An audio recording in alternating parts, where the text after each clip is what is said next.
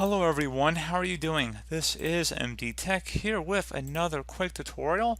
In today's tutorial, I'm going to show you guys how to resolve if your Firefox or Chrome browser is returning an error message that says that your connection is not secure.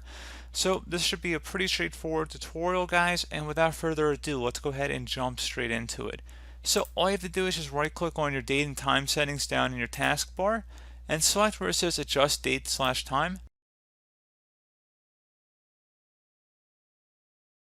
Where it says set time automatically, you want to make sure that is turned on. So if for some reason it's turned off, go ahead and set that.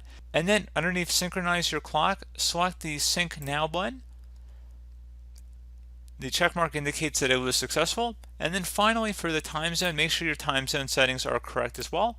And once that is done, you can just close out of here, restart your computer, and that should be about it. So as always, thank you guys for watching this brief tutorial.